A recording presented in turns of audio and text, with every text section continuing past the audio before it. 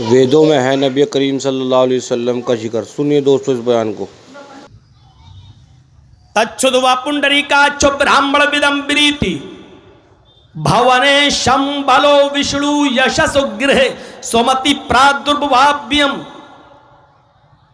अंतिम ऋषि आखिरी नबी शंभल ग्राम में आएगा। विष्णु यशसु गृहे, विष्णु यश के घर में जन्म लेगा। साफ है गिरहे, गिरह मानी घर। कभी कहा जाता ना गिरह युद्ध, यानी घर के अंदर लड़ाई। विष्णु यशसो गिरहे शंभलो, विष्णु यशसो गिरहे, शंभल ग्राम में आएगा। विष्णु यशसो, विष्णु यश के घर में आएगा।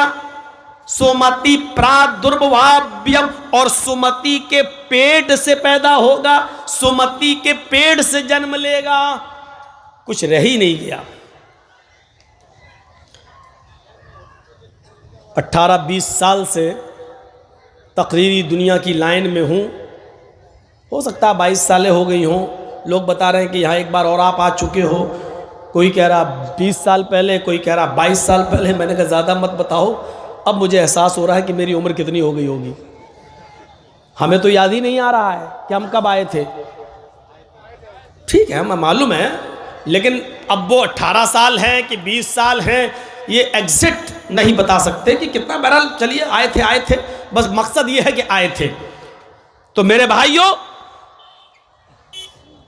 इतने दिनों से रामायण गीता सब कुछ पढ़ते हैं, तकरीरें यूट्यूब पे पड़ी हुई हैं, और सरकार भी कौन सी है।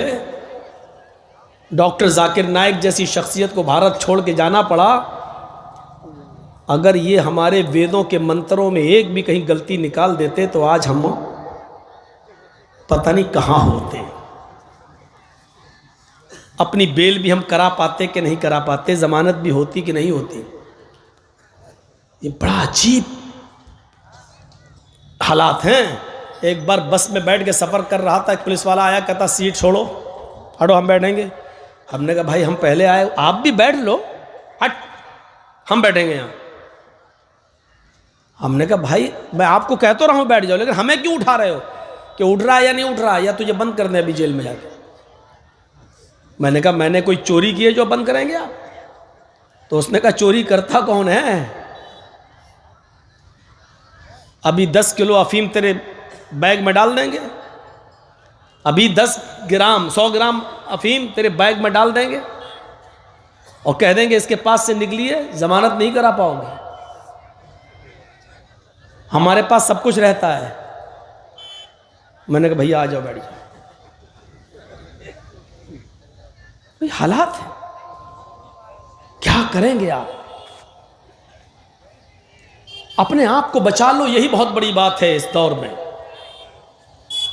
वरना हालात बहुत ख़राब थे। और बंगाल में आप लोग अक्लमंद थे और अक्लमंदी का सबूत दे गए। यूपी वालों को समझा समझा के थक गया हूं मैं। अब करें क्या? आप लोग कुछ और खाते हैं, वो कुछ और खाते हैं।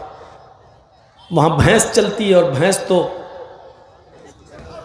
बुद्धि खराब होती है, उसकी कम होती है, क्योंकि खोपड़ी में नहीं बैठ रही। आई साहब हमारी भी एक वो होनी चाहिए।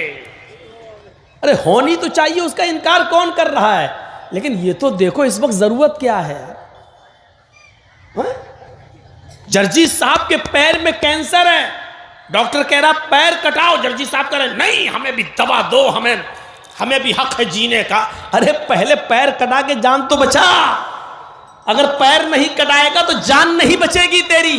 अक्लमंदी यह है कि सीना तान कर खड़े मत हो। जान बचाना है तो पहले पैर कटा लो, नहीं तो पैर बचाने के चक्कर में पैर तो जाएगा ही जाएगा, जान भी जाएगी। इस वक्त यह कंडीशन थी हमारे।